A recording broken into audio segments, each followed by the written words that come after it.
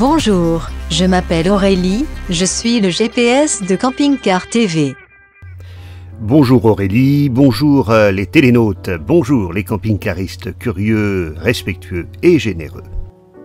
Une fois arrivé à hauteur du Moulin Blanc, tu tourneras à droite. Pour commencer, nous sommes en Belgique à Monin. Ensuite, direction Reims. Nous ferons aussi étape au centre minier de Leeuwarden et près du chemin des Dames. Et oui, je réponds à l'invitation de Giovanni, rencontré lors du Triple A Tour, et qui m'a proposé d'installer un store pour Camping Car TV. Ce sera parfait pour l'été, si un jour on retrouve le soleil.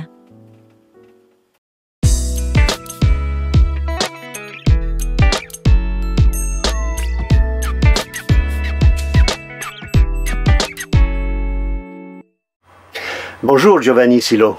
Bonjour le G-Optimiste. Je suis ravi d'être chez vous, ici, au siège de Tulle, en Belgique. Le siège division VDL, pour te corriger. Vous avez un papa italien, oui. Une maman belge. Oui. Donc la France est au milieu. C'est ça, c'est bien ça. Parce qu'en fait, moi, je suis responsable commercial, pas seulement pour la France, aussi pour la Belgique et pour l'Italie.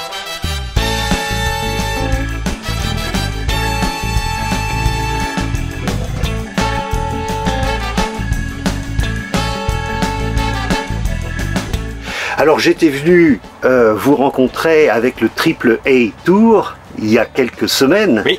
Et là il y avait une présentation des différents produits de Tulle. Oui. Alors on en parle un petit peu. Vous êtes surtout connu pour les stores. On est le leader européen au niveau des stores. Hein, donc on fait plein de différents stores, montage toit, montage parois.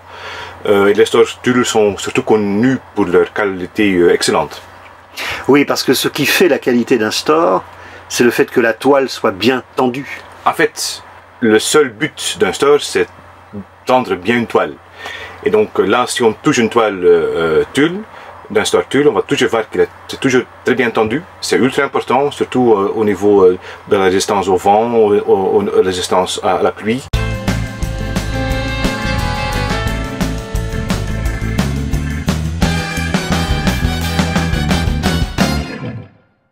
Une surface de vie dehors, avec des panneaux amovibles qu'on met les uns ou les autres, on change en fonction du besoin. Absolument, parce que vraiment ça ajoute vraiment une surface importante au camping-car, donc ça c'est aussi en plus.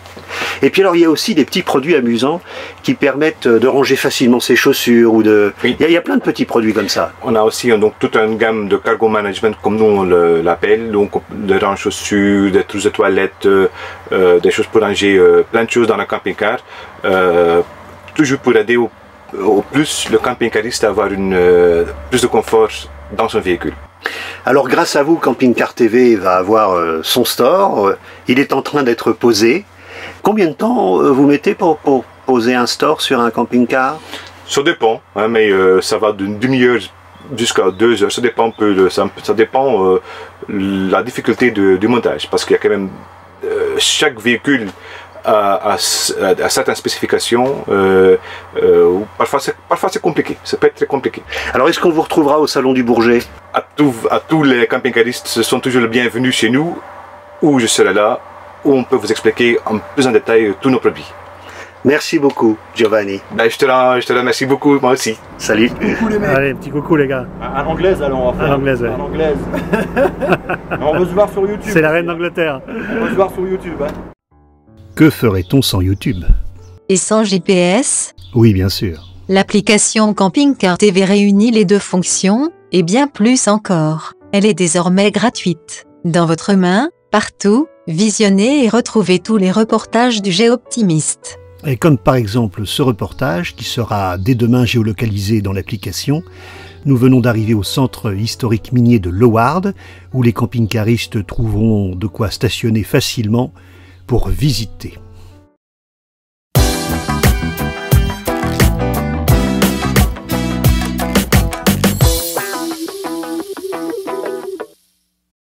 Bonjour Caroline Delin. Bonjour le G-Optimiste.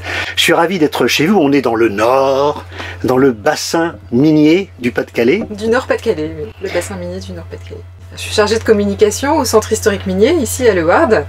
Donc le centre historique minier, comme vous avez pu le voir tout à l'heure, c'est un musée de la mine qui est implanté sur une ancienne fosse de mine, le site de la fosse des Lois, qui a fonctionné entre 1931 et 1971 et qui est un musée depuis 1984.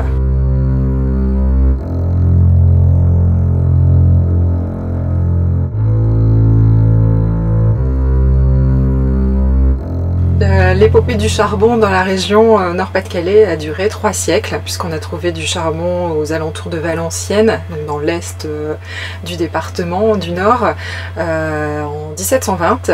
Et la dernière fosse a fermé dans le Pas-de-Calais, à Wagny, en 1990. Donc ça fait à peu près 3 siècles.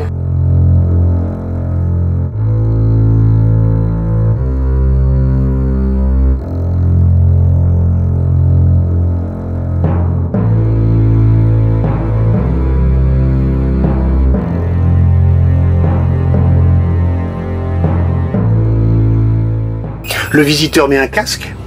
Oui, tout à fait. On descend dans la mine. L'idée, c'est de se mettre, tout à fait, de se mettre dans la peau des mineurs, de suivre le parcours que les mineurs pouvaient emprunter sur le site de cette ancienne fosse. On met un casque et c'est parti pour la descente et la visite des chantiers d'exploitation dans les galeries. Les fosses du XVIIIe siècle, c'était vraiment les rudiments de l'exploitation. C'était les chevaux qui tiraient des cordes, qui remontaient des espèces de gros tonneaux qui servaient d'ascenseurs qu'on appelait des cuffas, jusqu'au... Oui, bon, ça a évolué bien évidemment, il y a eu la révolution industrielle qui a permis le charbon aussi, l'exploitation du charbon. Donc l'un s'est nourri de l'autre, jusqu'aux outils les plus perfectionnés à la fin du XXe siècle, avec des choses très automatisées. Malgré tout, une rentabilité du charbon en déclin par rapport aux veines de charbon qui étaient assez compliquées à exploiter, assez difficiles à mécaniser dans le bassin minier du Nord-Pas-de-Calais en tout cas. Alors c'est la salle de pendu que je trouve particulièrement émouvante, on dirait presque une cathédrale. Enfin, il y a quelque chose de très beau dans presque cette... religieux. Oui, oui. Oui, c'était vraiment pour des raisons très pratiques que les vêtements étaient suspendus comme ça, pour des raisons de gain de place, pour des raisons de séchage d'un poste sur l'autre. Et puis pour permettre à tout le monde d'avoir accès facilement aux douches et puis voilà, de pouvoir... c'est ça.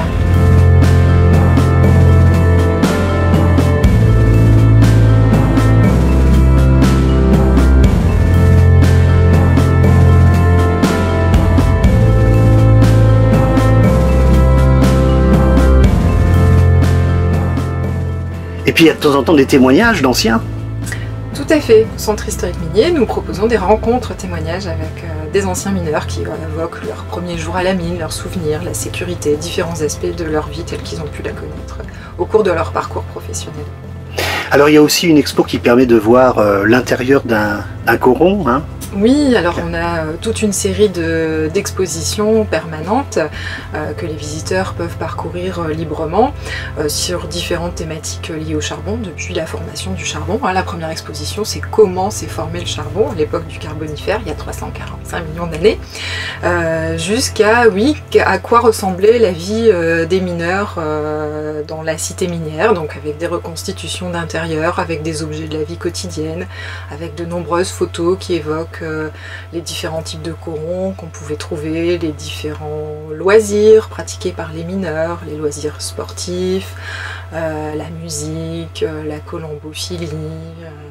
Il y avait une vie, il y avait une vie autour de la mine, il y avait une vraie société. C'était vraiment une cité dans la cité, la cité minière comprenait les écoles, les dispensaires de soins, les églises, différents lieux de culte.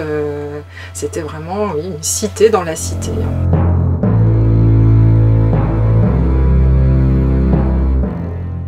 La visite guidée dure 1 heure déjà dans les galeries, après il y a toutes les expositions permanentes dont on parlait tout à l'heure, et un restaurant sur place où les gens peuvent découvrir des plats typiques de la région Nord-Pas-de-Calais, des frites, du pochevlèche, de la carbonade flamande, plein de bonnes choses. Merci beaucoup Caroline. Merci à vous. Au revoir. Au revoir.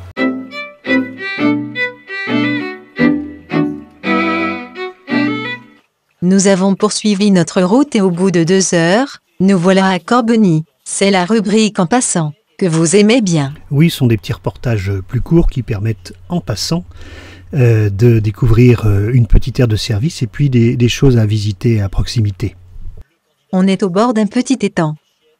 Pas de service ici, mais une halte pour la nuit.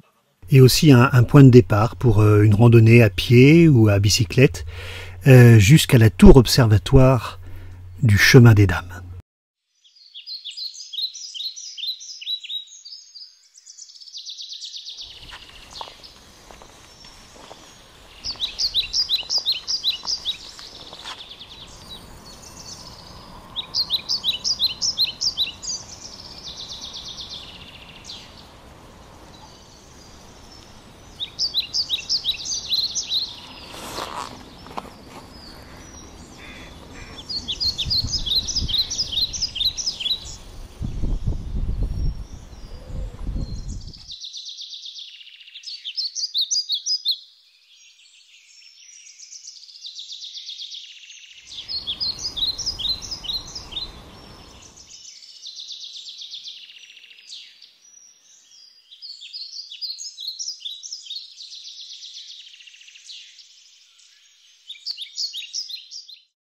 Et voilà, nous arrivons à Chamery, qui sera notre destination finale. Un petit en passant que vous retrouverez dans l'application Camping Car TV. Je vous dis merci pour votre fidélité tout au long de l'année. Peut-être à la semaine prochaine. Et sinon, bonnes vacances et peut-être à la rentrée. Images, montage, mixage, animation, réalisation, production. Bref, sur une idée originale du Géoptimiste.